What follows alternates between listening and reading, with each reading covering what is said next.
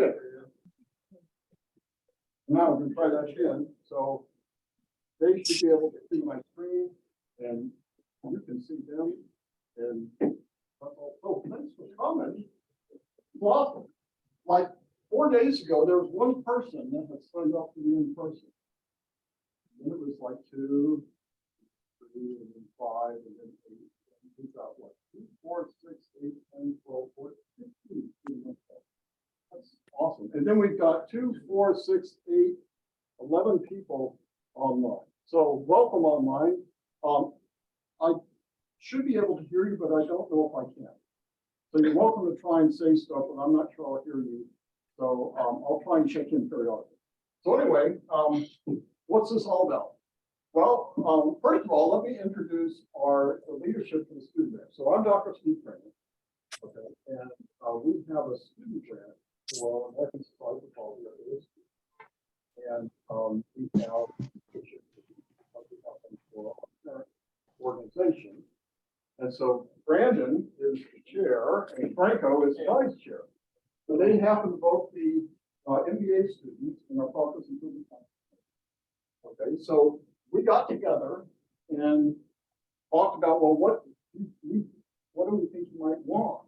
So part of this is going to be, you need to tell us the type of programming, what do you want? Because we can bring in speakers, we can have workshops, we can do anything, but it's all about what you want.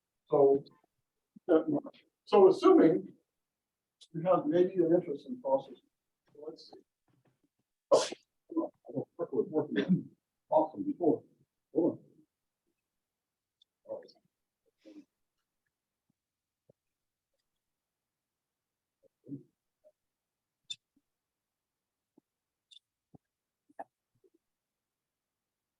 Okay. Okay. So what's going on tonight? Well, I'll tell you a little bit about myself. I'll talk about process improvement just to kind of calibrate you a little bit. And what can it do for you or me? And how can you apply it? Okay, so kind of the way I approach my my undergraduate operations management courses, I try and get this to be as personal as possible. And I think that's good because it makes it the most useful. So if you can figure out how to use it personally, then you can internalize it, you can start using it, and then you can actually understand how you can use it in your job more easily and help others understand it. So that's why I like to start from the inside out. So who am I? So I'm an engineer. And that's a good thing. So here's my mullet. Yes. So here I am back at USF as an undergrad. And then this is when I first started work at Westinghouse Electronic Systems in Baltimore, which was later bought by Northrop Grumman. Okay, I'm good. Yes, by Northrop Grumman. So I got my bachelor's and master's degree in industrial engineering. No work experience. And I went from my master's degree, I went to work for Westinghouse for 20 years. So Westinghouse at the time, they were a huge conglomeration of business. Everything from light bulbs, radio stations, to nuclear power plants, to ours was called the Electronic Systems Group. We actually built advanced avionics. We built like F-16 radars, AWACS radars, all that cool stuff. That's all came from us. And they eventually got bought by Grumman. Well, so that was really cool. So I worked there for 20 years. And all sorts of roles with engineering, manufacturing, procurement, quality, all over. Like there were close to 9,000 engineers under one roof. Really cool. We developed the F-22 radar. Wow, that was so cool. I mean, if you had any idea of what it took, because the technology in that is still just mind-blowing. Okay, so some of the things that we do today, we take for granted. For instance, I mentioned this, you know the story of mine. You know, you look at the stop, like you look at the back of a truck, and you see the stop signal, stopping signal, and it's an array of red little LEDs. Now, why do they do that? Because if one of those red lights goes out, you still know that truck's trying to stop. It's called graceful degradation. Okay, now think about a radar. A radar is just like in your microwave oven. There's energy that goes out. It's kind of like a flashlight. And then it looks at or it records what sort of reflection it gets. And it can talk to figure out how far something is away, which direction it's moving, how fast, all sorts of cool stuff. Until it doesn't work. If that bulb in your flashlight goes out, you're in the dark. Well, can you imagine being in an F-16 and all of a sudden you have no radar? And that's what would happen because the magnetron, the thing that generates this energy, was notoriously unreliable. And let's say it even was reliable. The problem is you have to move this thing around mechanically.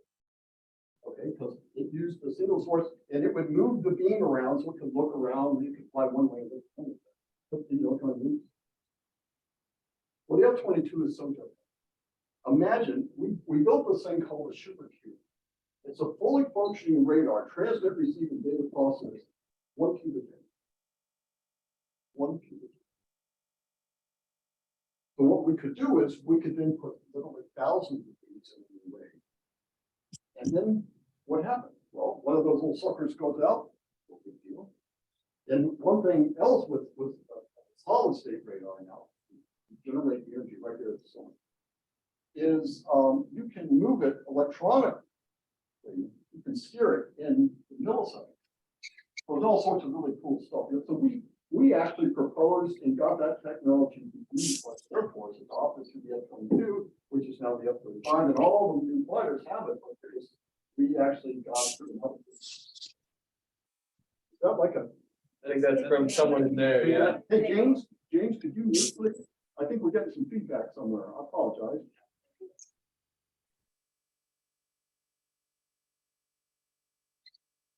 No, I can help you out, I think. Oh, you got it. You got it. Thank you. All right. All right, so anyway, I won't think. Okay, so I was there 20 years, the last chunk of time. I decided because I was in Maryland, University of Maryland was there at College Park. So I got my PhD in management science, which is like nothing doing on the management side. And I finally decided once I completed my degree that it was time to maybe use it. So I started teaching undergrad operations management there in the Baltimore area, and I since moved a little bit and ended up here basically for the purpose of, at the time, the school, the college, I should say, was instead of just having, let's say, marketing and accounting and finance and whatever else was, a few concentrations they were going to have. And they get the idea, well, maybe process improvement should be one. And so they're like, well, looking for faculty.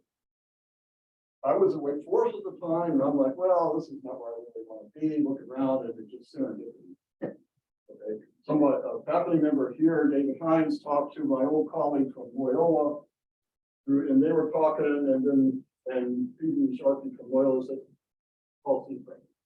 So that's how I came here in 2011 to basically put together the PI concentration for our MBA program. So I've been here now. Okay, so what do? I teach on the grad office. I also teach in the process improvement concentration. And I also do research. I mean, I am a researcher. So I publish in operations management and process improvement and applications. But I'm also a quality guy, as you can imagine. I was recently inducted as a fellow. That means you've been around a long time and you do a lot of stuff in there. So a lot of societies will have those, a fellow status, you know. I'm also, I was in the first class of their master black belt. So back in 2006, 2006, I got my black belt from ASU. And then I was in their first class of their master black belt, which is in 2010. So I have certification number 7 for master black belt. So that's kind of cool. So what is a master black belt? Well, that's jargon, right? All these silly little terms. Well, it means, so a black belt means you're a potential leader of a process improvement team. You know what to do, you know how to execute, you know how to organize the work, you know how to do that project. subject matter expert and you know how to run projects. Okay. So what's a master black belt? Well, imagine now you're a firm considering how do I approach this process improvement stuff? How do I deploy it? How do I, how do I get this stuff done? So that's where a master black belt is supposed to come in to help the organization figure out how to deploy this stuff and how to organize it in a firm, which is really important because a lot of firms kind of hack at it. You have somebody that's interested that gets the people paid, but now where do we put them and all this stuff? So it's not usually that well thought out. So among the furniture, so we have the student branch, we have the Southeast Florida chapter. I was the chair last 2 years prior to this year, and I've been the student branch counselor since we chartered our student branch in 2014. So it's been ongoing since then. And I'm thrilled to say, I was sharing this with a couple earlier, that right now the current chair is one of our former students who used to be one of in the leadership from the student branch. And our treasurer is from there. And we have I think 5 people on our current board for Southeast Florida that are former students and involved with the student branch. So that's kind of a nice community. So that's a little bit about me. So what? Oh, I guess you could say process improvement is my life. What is this stuff? Well, again, back to my operations stuff, begin with the end in mind, right? Well, at some point, you have to figure out where you want to go or what you want to do. And that's this, you come up with some sort of a vision or an image, right? Some sort of a realization of what do you want, okay? So this can be very personal. It's important for you to figure out what's important to you. Because if you're trying to improve processes only exist to accomplish something. So the question is, well, what are you trying to accomplish? So figure out what's important to you, and then you can figure out if your processes are helping you or not. And then you can bring that into the firm to figure out, from who are the stakeholders of the firm. Because personally, you have yourself, you're your own customer, you care, but then you may have, siblings, family members, you may have parents, you may have neighbors, you may have all sorts of people that you may consider to be like your stakeholders, people that are important to you. So it's important to understand what they want or expect or need from you and what you want to be able to give them, because you sort of adopt those as some of your objectives. Okay, so you figure out what that, just like in the workforce, you have to say, okay, well, who do we serve? Not just in the external world, but also internally, because you're rarely everything, right? You're dependent on others within the firm that you're working. Okay, and you may or may not ever see an external conflict, but you need to understand what they're looking for and how your piece of the pie fits in. What can you do to add value? And so I know this is an odd chart, but the whole idea of these goals is they need to be pretty specific. And this is, you've seen SMART, right? SMART goals, right? Yeah. So specific, they should be in terms that they can be quantified, some sort of a target, measurable, and you can know that you're making progress, attainable, not just ridiculous, relevant. They should have some intended outcome that makes sense and time bound. Okay.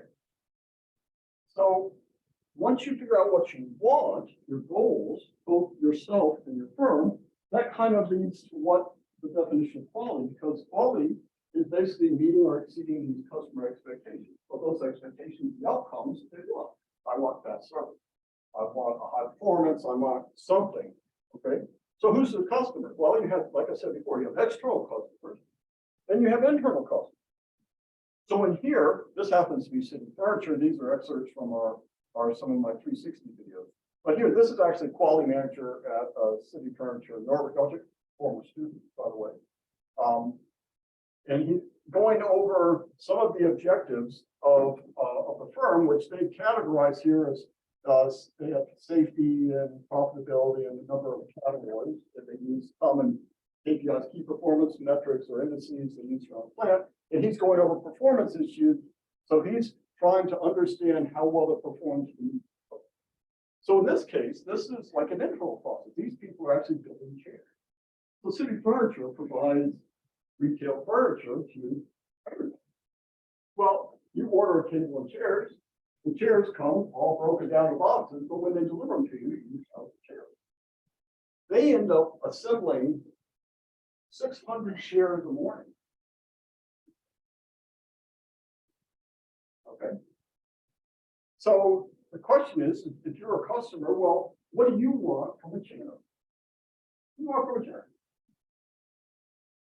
Comfortable chair. What do you want from a chair?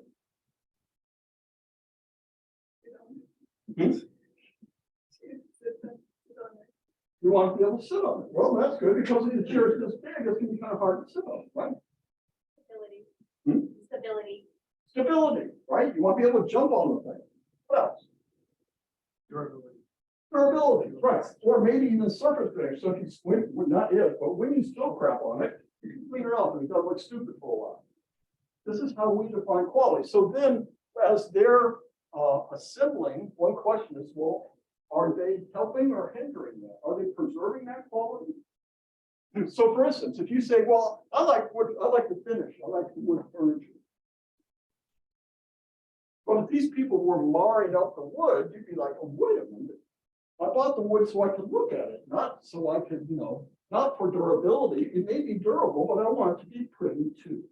So I don't want to get wood chairs in here with scuffs and scratches on them, because that takes away from my objectives and quality. Okay, so then you can start looking at the processes in here to say, well, so for instance, all this area that they're sitting on is all carpet. To try and keep the product, in this case, there's wood chairs being assembled from getting scratched up. Okay. So, all sorts of things we look at, when they have the vinyl or leather or whatever this is, again, are they preserving what the customers want? When they assemble it, they use like little pneumatic screw guns and stuff like that. Are they sturdy? One thing they do at the very end? Very end, these go down this conveyor right here at the end where they put them into the sets. Yeah. Do they sit on it? Hmm? Do they sit on it? Close. What they do is they put it on a flat floor and they make sure that it's square. You know what they do if it doesn't? They take a mallet and they smack it because wood is compliant. All they have to do is kind of whack it in the right place and it will kind of go, oh, okay. Awesome. You don't want a chair that kind of goes like this, even if it's easy to fix, because that's not what you're buying. So they go ahead and make sure that now assuming it's going on a flat floor. So it may or may not be, but so it's interesting. But yeah, they've got a guy with a mallet at the end that on every chair, he's like, boom, boom, making sure it seats. And it doesn't. Okay. So if you have outcomes of interest, then you step back and say, well, how do we get there? Because outcomes come from inputs from some sort of a transformation. In other words, you want a chair, you got to have a cushion, you got to have legs, you got to put it all together, then you got to transport, you got to do all that stuff. So those inputs, and usually we'll go through maybe a number of stuff. So, or whatever we do to get whatever we're trying to get done. And that's kind of the beauty of the view of operations, says, everything we do is a process. One or more steps you have to do. And if you recognize that, then you can start looking at processes as more generically, because personally we have our own routines. Well, those are processes. You get up in the morning, you brush your teeth, you take a shower, you do whatever you do. Those are processes for certain outcomes. So you're not stinky, right? So your hair looks good, all those things, personal hygiene, all those things, reasons, okay? But you have your own, and then you have your work processes for accomplishing things that need to get done. It's not to say that either of these are perfect, it just means we have them right now. So we have processes, but you need to know, well, what do they really want? What do your customers want out of them? Well, generally speaking, three things that we all want. We want it to be, whatever we want it to be cheap, affordable, of value. What else? Quality, right? Okay, that's the last one. That's okay. It needs to do what it's supposed to do. We'll call that quality. And then what else? We want it fast. Okay, we don't want to have to wait forever. Think of Amazon. I ordered something yesterday. It's going to be here. It's already delivered. Awesome.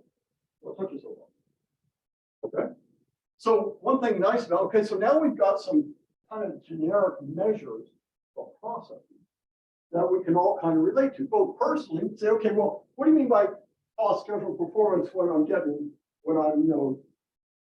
ready in the morning? Well, cost is, cost, you say, well, I don't want to waste stuff. So when I'm putting shampoo in, do I kind of, what do I use just a dab? How much do I use?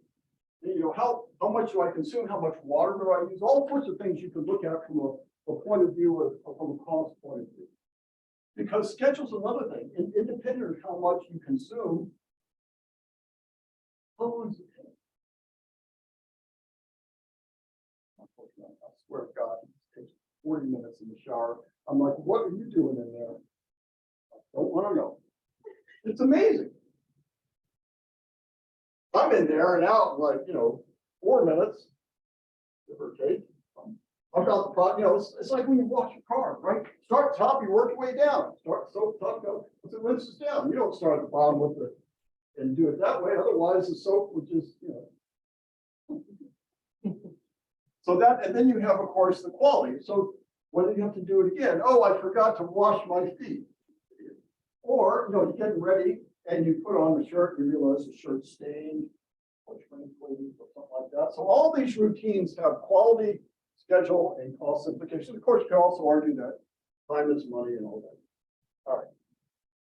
But it also implies you need to measure. If you have outcomes of interest, if your customers have interest in things, you got to start assessing them.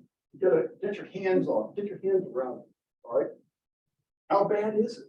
Or how good is it? Then you can start comparing. You can have a reference. Not only is it on target to what they want, but how much does it vary? In other words, I could measure how long it takes to take a shower every morning. And I could just note that. Don't worry, I don't. But I could, and I could get a feel over time for how long it takes for me to take a shower, right? I can measure that. So if I'm in there and I find an average time for a shower is, let's say, 4 or 5 minutes. And then, so you see now my wife is expecting that to be my cadence. So if it's like 6, 7, 8, 10 minutes, it's like, honey, get out of the bathroom already, right? I need to get in there and spend the next hour, right? So you have to measure these things so you know whether you're not on target, and then you can also get a feel for how predictable they are. Like you said, okay, I was up way too late. My meeting's at 8 o'clock. How late can I sleep? Right? So then you back up, you say, well, okay, how long? Get out of bed, I have to do this, I have to eat, I have to leave, I have to drive to work, how long is that going to take? And you plan it down to the minute. So if you're wrong on what your expectations are for getting out, or you didn't predict it well, that can be really stressful. All right. So once you have a feel for what you want to do, the outcomes, then it's a matter of focus. Focus on what the customer wants, because it's tons of things to do. I go over this with my undergrads especially, but personally, what you want to do is you want to make progress. You want to continually make progress. Progress to your goals. Okay, so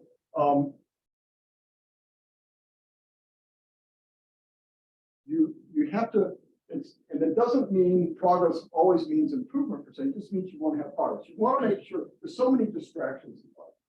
Like first, I should make sure I'm doing the right thing. Why would I do these things? Because these things lead to the outcomes that I'm interested in. Now, those outcomes can be very personal. They can be like, I want to be happy.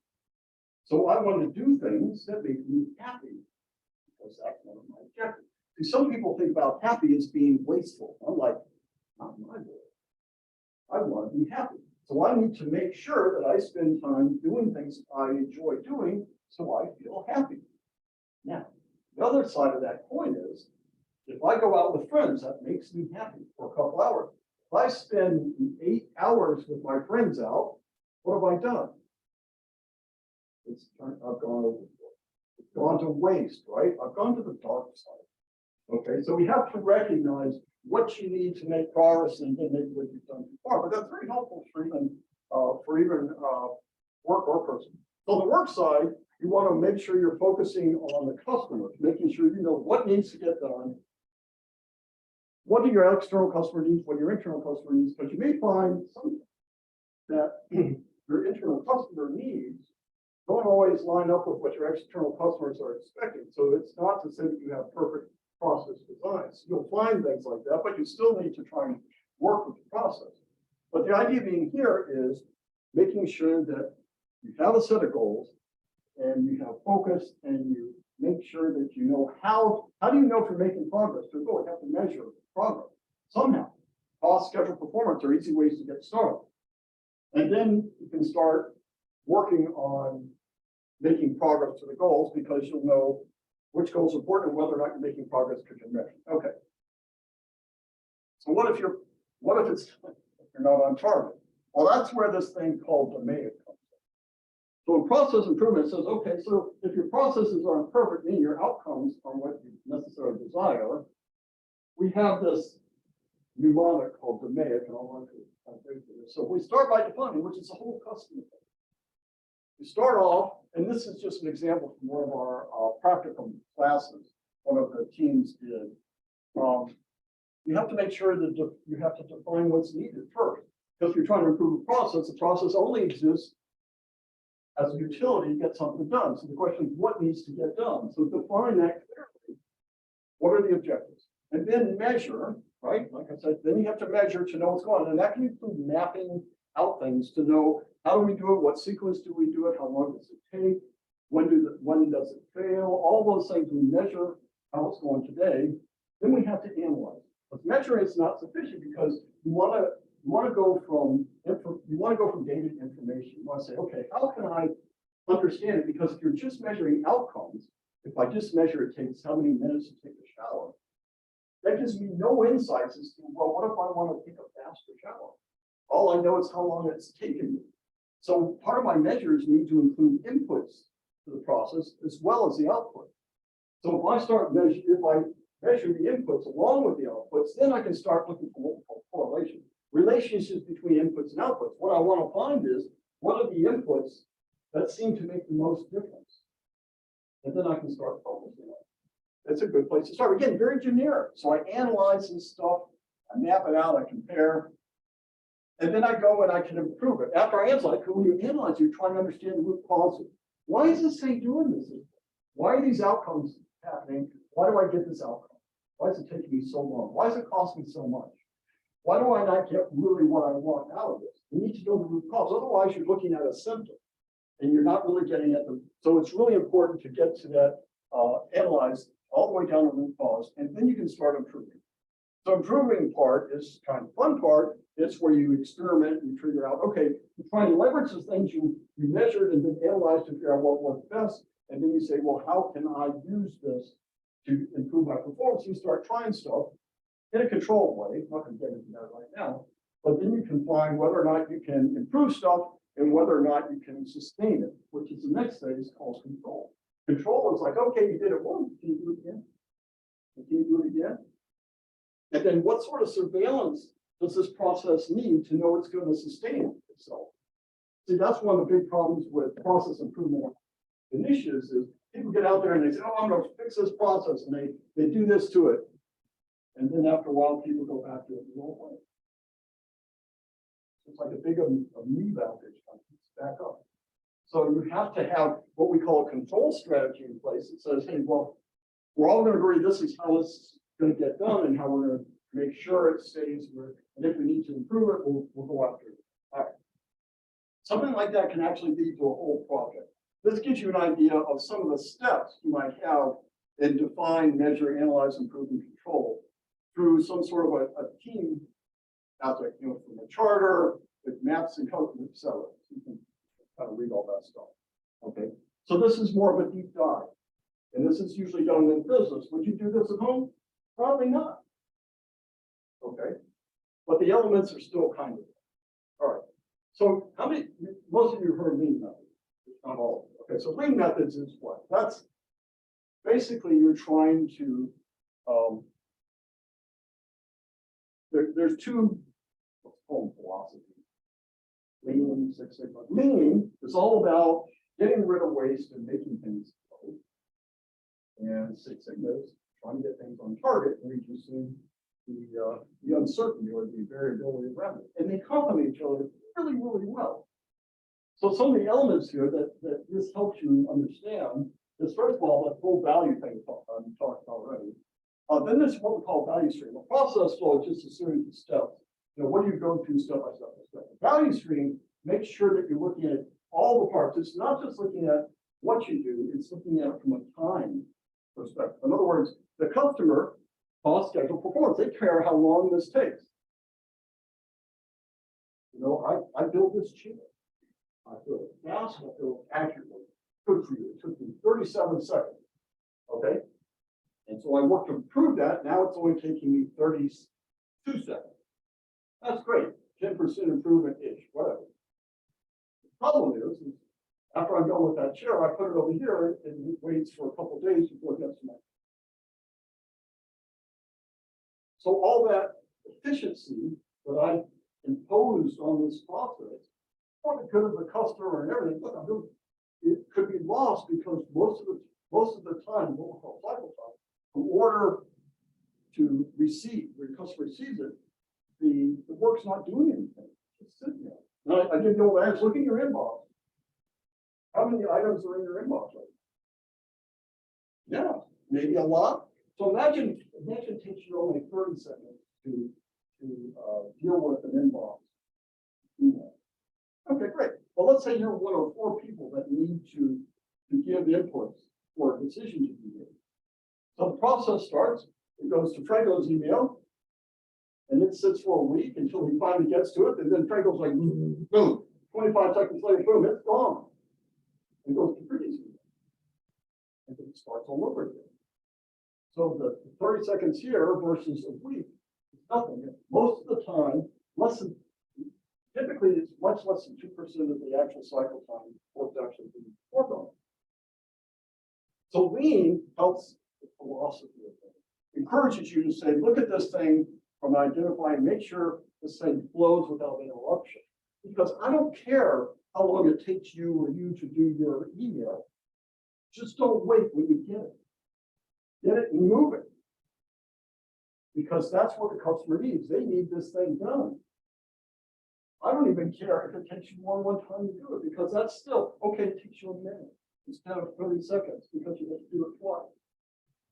Yeah, but if Pretty works on it immediately right after that, I've just cut off 99% of the cycle time right there. Okay. Make things flow continuously. Eliminate ways that these things move. We tend to like to batch stuff. Okay, and I think it's part of our upbringing and education. Because of the way we sort of put things into like apartments or stovepipes, I learned accounting, I learned marketing, I learned communication. And I don't think about, and that's why I'm very focused on how to do my job, this little piece of fast and effective and efficient.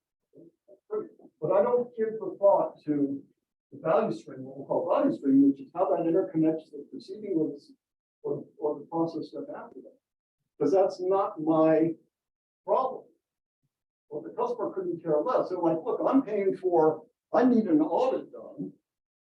Okay, your accounting firm said they'd help me.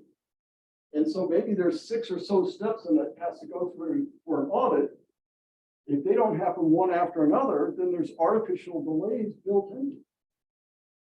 So it takes an enormous amount of time, which is all saying most of the time, there's all sorts of potential. Just get rid of the waste. You don't even have to worry about improvement processes. Just get rid of the time they're not doing anything. It'll make huge difference. Get rid of inventory, let the customers pull. That's sort of a hard concept to grasp. I won't spend much time on that. But of course, keep focusing. Perfection sounds like kind of a silly thing to say. It's more keep focusing on the customer, because the customer is fickle. We're all fickle. When something is like, oh, squirrel, right? You see something pretty, it's like, I like that now. And then you see something over there, it's like, no, I want that.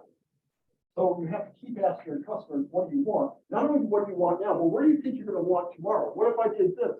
Because you got to shoot ahead of the gun. You got to provide processes or products and services when they need it. But if you ask what I want today, well, you're not ready for it today. I need to know what you need tomorrow so I can be ready. So when you want it tomorrow, boom, I got it there for you. So that's what this means, looking for perfection. That's the way I look at it, is you always try to look at what your customer get that relationship with.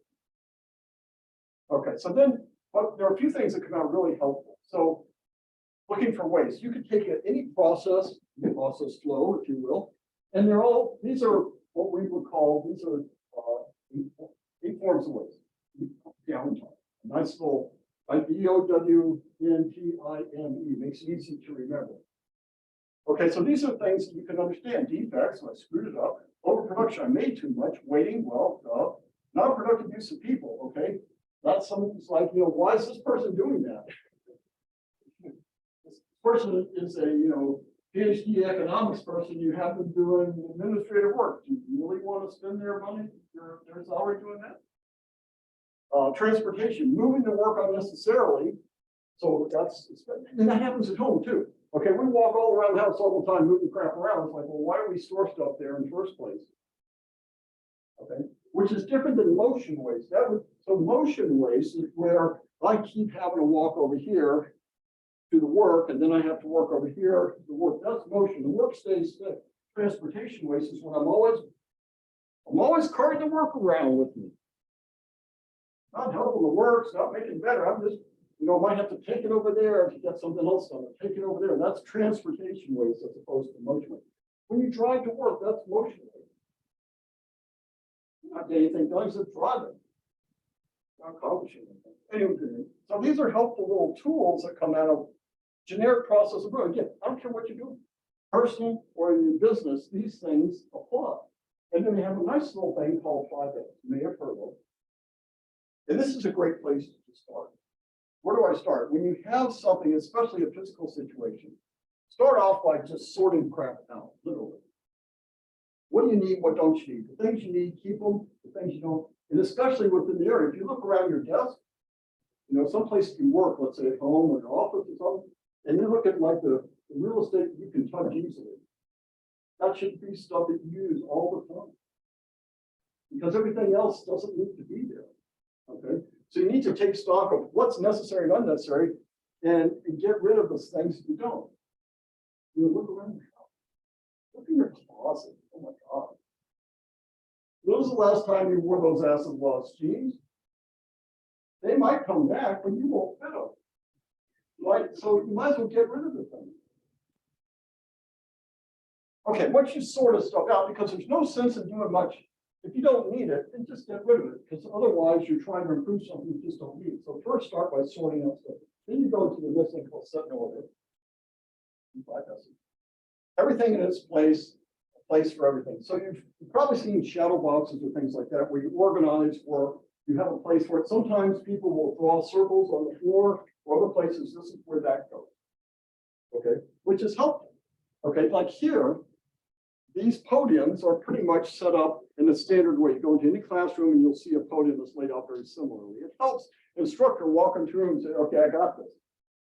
It's almost like when you go into a car, you say, you don't have to like hunt to it. Where's the turn signal?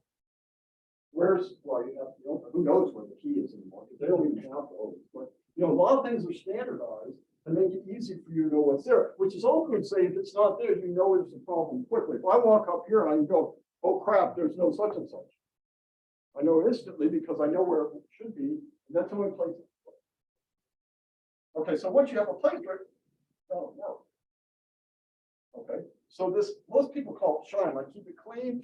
Oh, that's nice. Yeah, keep your workplace tidy. That's a safety issue. I get that. That's true. But more importantly, is everything you do keep, make sure it's functioning. Why have this thing over here if it doesn't work? Well, it would be useful, yeah, but it doesn't work. So make sure it's functional, clean, and safe. Then standardize. So standardize is like I said here. So when you set things in order, it's helpful. Like a lot of times you'll find stationary supplies, like at the workplace, the closet where they keep all the stuff. It's not uncommon that they'll be organized the same way, where they should be. Okay, it's very helpful because then It's easier for you to understand where do I look for the binder clips? Where do I look for the dry erase marker? Where do I look for the XYZ? Go in there, you have clues where it goes. Standardizing makes it much easier. And then, of course, sustaining it. So sometimes sustaining it is all about, not giving in. I mean, having a discipline and actually doing it. So it would mean when I leave here, I should try and leave this in standard order and not leave it as a mess. I try and make sure that all the whiteboards are clean because I need them clean to use them the next time.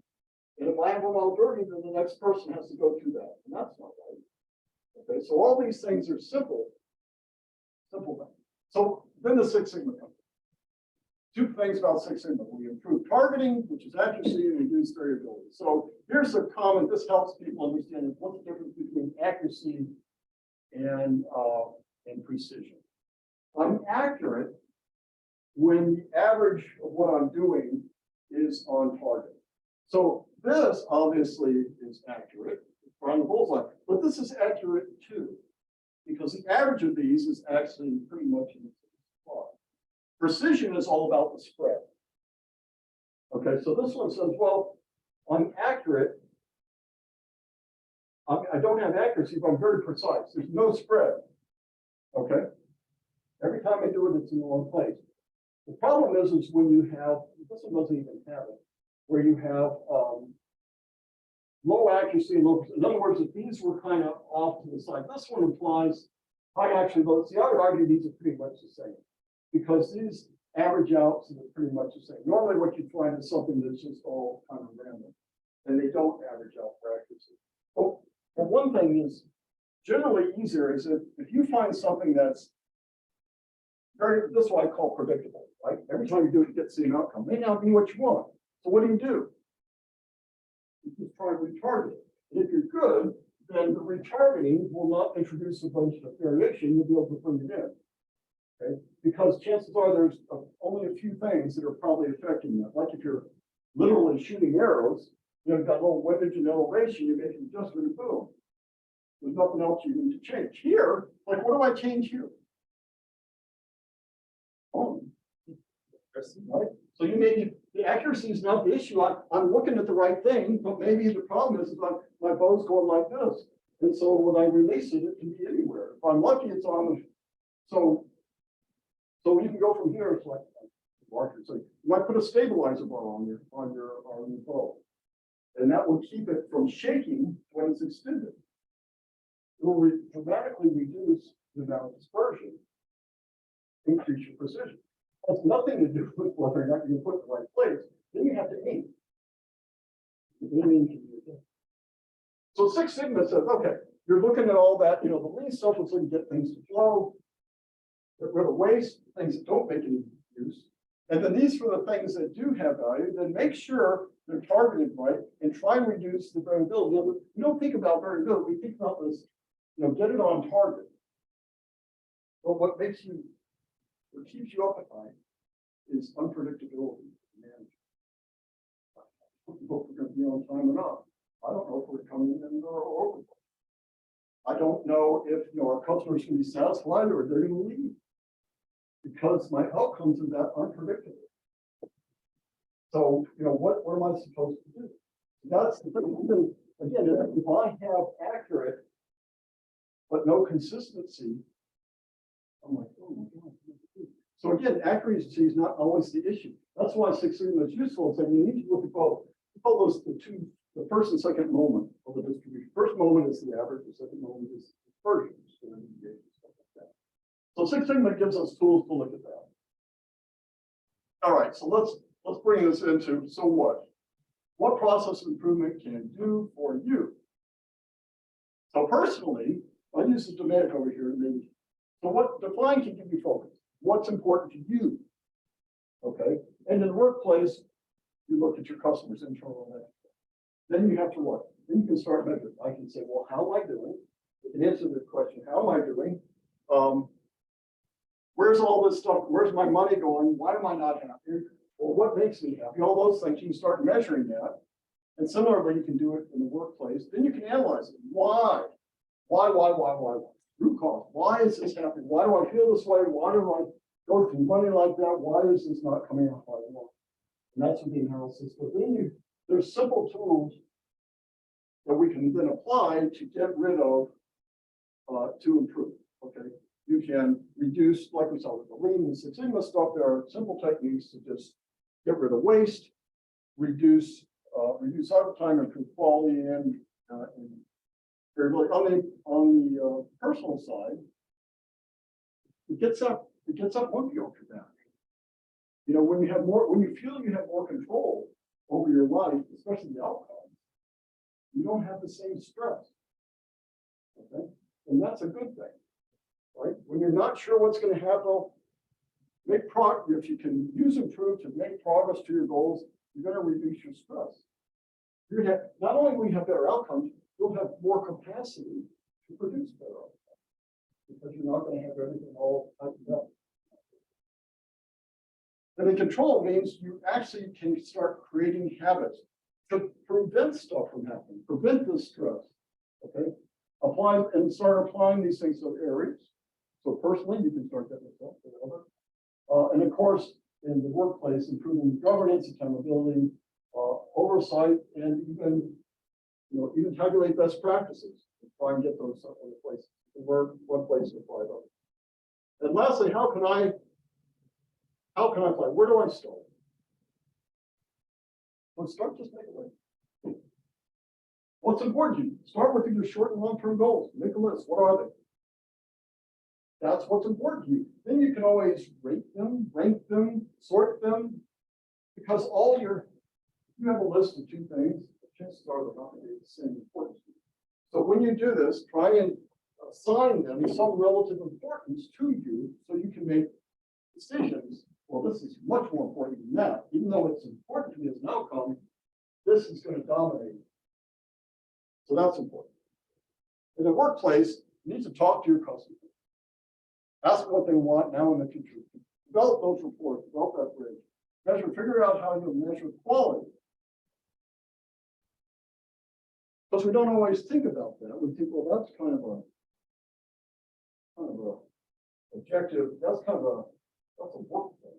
Why do I have to measure quality? But you have to get if you force yourself to think of what are the elements of quality that I care about, and you can use cost, schedule, and performance as a basis.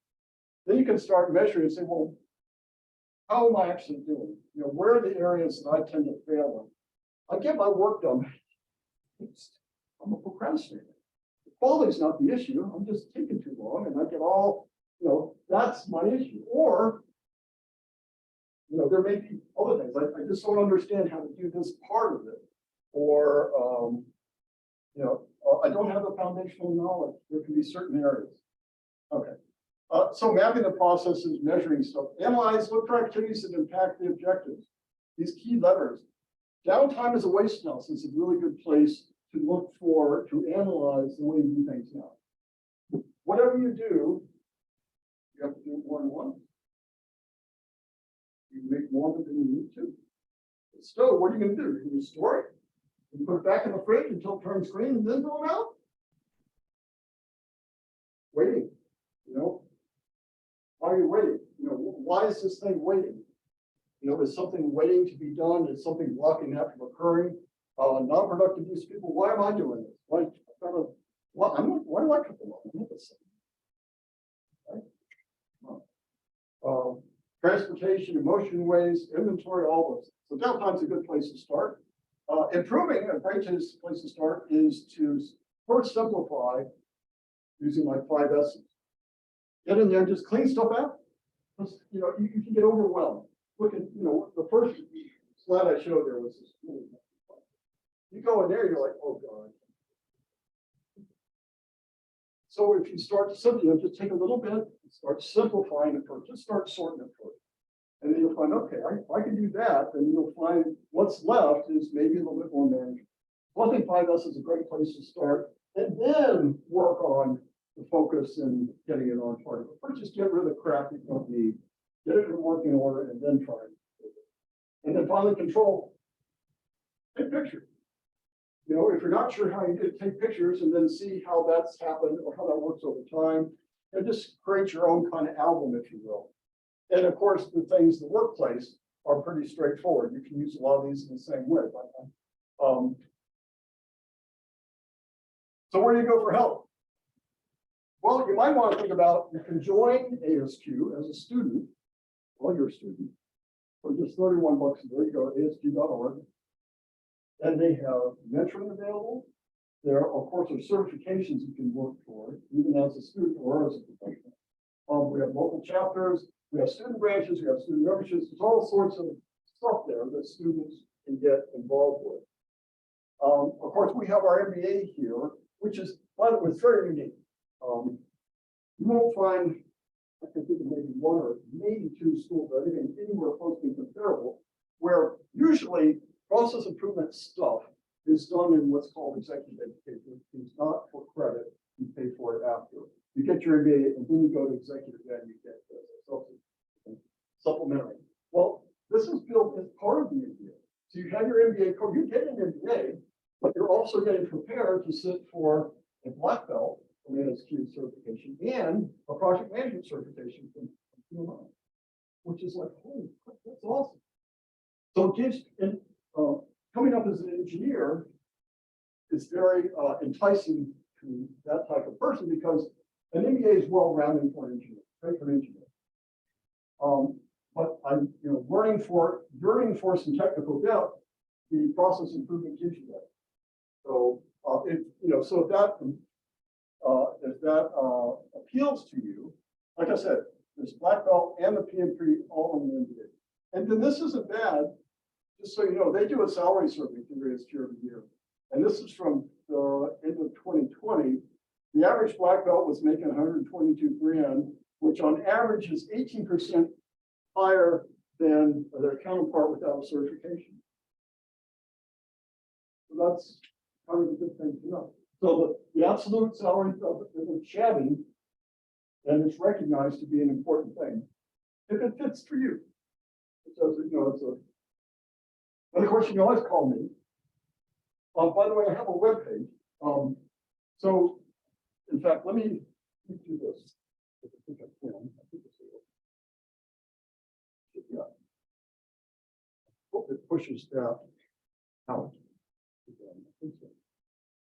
Can you all see this web page? Devin, can you see this? Shake your head, yes or no? Yes, okay, good. All right, so this, if you were to click on that QR code, I put together this this web page. And this web page has, first of all, explains a little bit about process improvement, talks about some of the things we've done, highlights, there's upcoming events, and there's blogs going back months. There's a repository of videos, there's case studies, there's career help, there's job postings, and events are posted. So we try and keep, I have a colleague in crime that helps me with this, and we keep this up to date. So it's a way that I want to make sure that my students could stay in touch after they graduate, and I could support them. Okay, because once you leave, everything kind of closes down and you can't get to anything. Well, I put basically all my videos out there, open access, so you can do that. And I try and keep, my objective is to keep you as a community of people that have interest in process improvement. I want you to start meeting each other. So for instance, every August, September, people come in the fall, in August, September, I have an alumni event at my house in Plantation. So I invite all my students, current students in the program, plus all my alumni. And the objective is just meet each other. You have very common interests. So network with each other and you may become colleagues for life. You don't need me in that equation. If you want me in, that's cool. I have great friends that were previous students. But it's not about me. It's about giving you guys access because the frustration is I see students like the turnover and you all have similar questions and ideals and objectives but you're like two ships in the night. And you're good. I'm like, well, you've got the NSU, you've got there's a LinkedIn site. Do this. Let me stop sharing from here and go to just a screen and then go out here. I have a LinkedIn student branch, and then I can share that. Come on. No, it's me. Okay. Yeah, so let me go back here. Oops, sorry. Back here and share. This thing. Okay. Yeah, now you should be able to see the web page. Yeah, okay. So this is a LinkedIn group. You can search for it, but it's basically a student branch LinkedIn group. And it's actually, I'll give you the links from that other thing. But we have right now,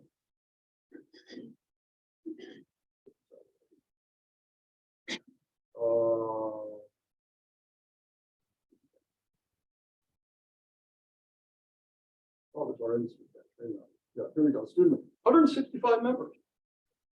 165 members. Now they're not 100% alumni. I've let a few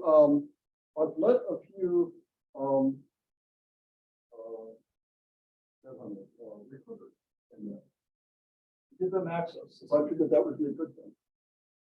So I have reached out to recruiters and told them about this.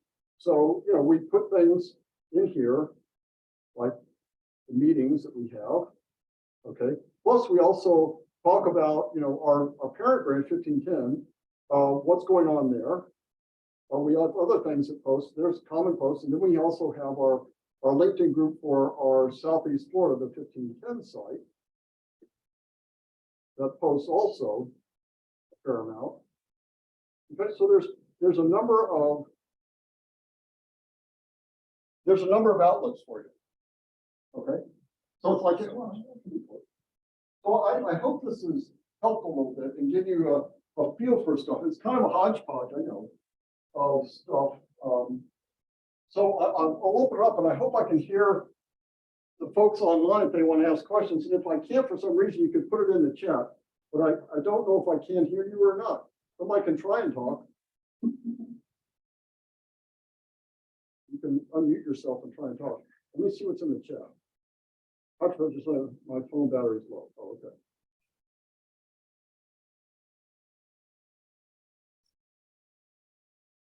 Okay, so any questions from our nice hair chat? Nice hair chat. Okay. So any questions or yeah.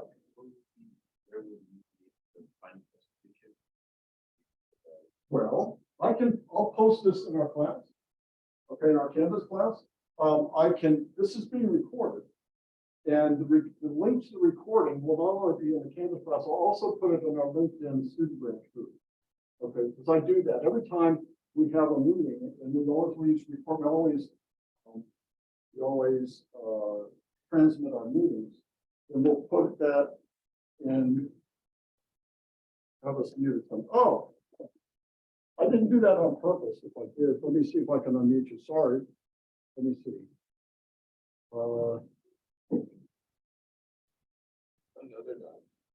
I can. I don't think I. Let me see. Check real quick.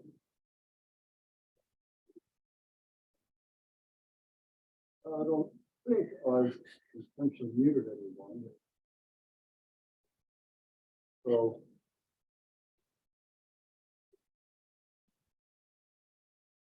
So James, let me see if I can unmute you. You might be able to unmute yourself. Yeah, you're unmuted. You can talk. I am now. Can you hear me? Yeah, I can hear you. Oh, okay, good. Well, thanks. Well done. As you know, Dr. Kramer, I work in aerospace and defense and have done so for almost 35 years. So this really hits home. So it's a great topic, great group too. So thanks for sharing this. Well, thanks for participating, because James is our webmaster for 1510, and he's wonderfully prolific. So I really appreciate what you're doing for the chapter. And you've got some really good, really good stuff for us. So people can look forward to, some valuable stuff being posted when it comes out there. So appreciate you doing that. Great to have you, James, and you on the board. Yeah. Are James and Joshua related? I don't think so. Joshua and James, are you two related? I don't think so. No, sir. Not as far as I'm aware. Where would be? Okay, so it's like I said, if you want to join the student group, or first you just go to asq.org and you'll see under membership. And at the bottom, they try and hide it because they don't want everyone to find it. But it'll see student membership, you click through that, and then you see, oh, it's only 31 bucks. Okay. Okay. And yes, Can you tell us more about the ASQ conventions and like how often they happen? what? The conventions for. So, yeah, so ASQ has some conferences each year. There's two, actually three, I would argue, that I heartily endorse. One is the end of February, usually first part of March, which is in Phoenix every year, same place, called the Lean Six Sigma Conference. It's only, in its heyday, there were maybe 600 people that were there, but they would all fit in one big hall. And by the end of the few days that you were there, you got to meet like everyone. Very nice. Most of the people there were new in process improvement, so they were all interested to meet and network and hungry. So you had a lot of old folks like me that would come in and give presentations on content, and then you'd have all these networking events. It's great. And so Brandon's actually going to that. And then in May, there's what they call the World Conference on Quality and Improvement. And that's the World, and it moves around. It's in Philadelphia this year. Okay, so that's in like mid-May. And I'm hoping that Brandon can go to that. So those are the two. And then there's a third one that I'm actually going to be not only going to, but helping do a sponsorship there. There's one for defense. James, you might already know about this. There's a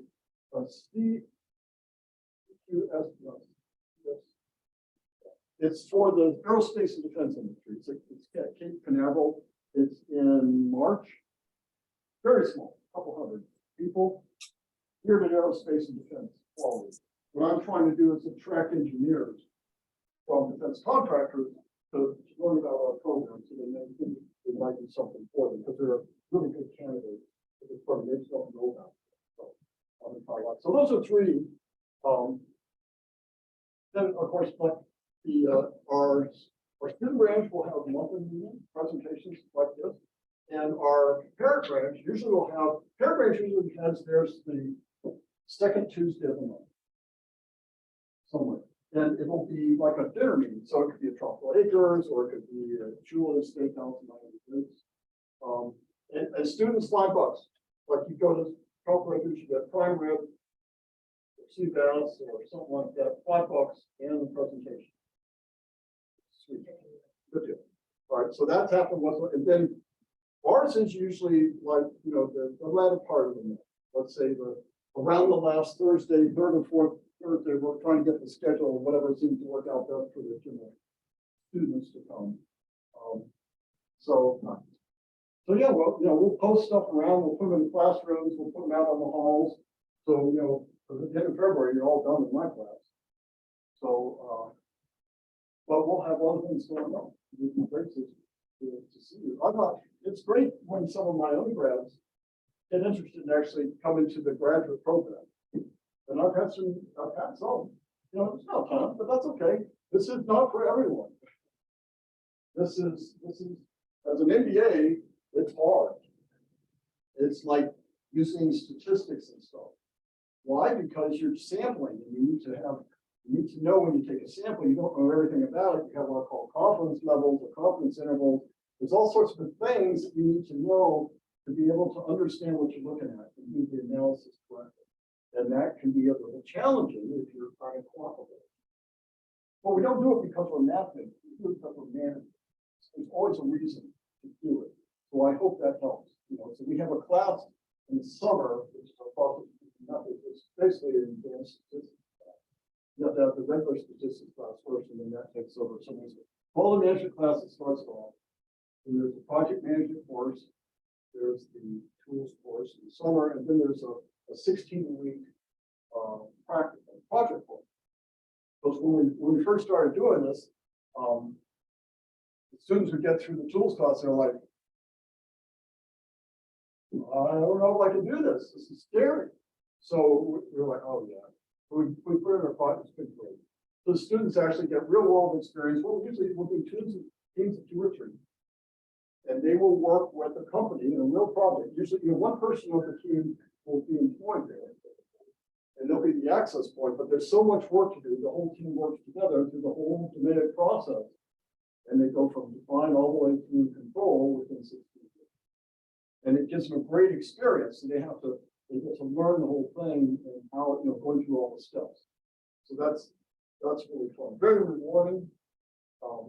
It's a lot of work, but it gets you going. You know what to do, you get experience.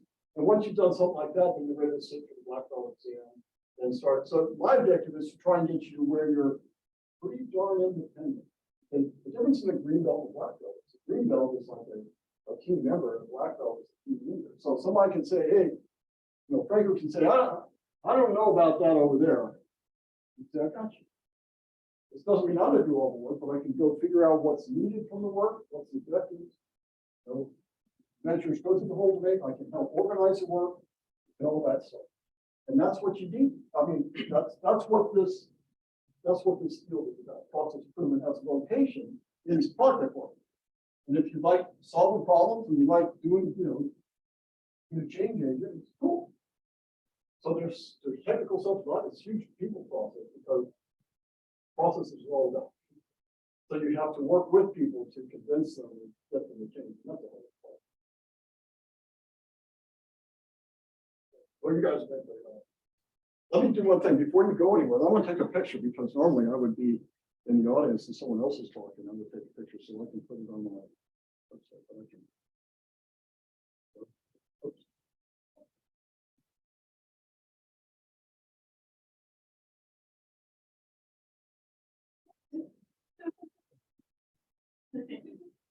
Oh, there we go.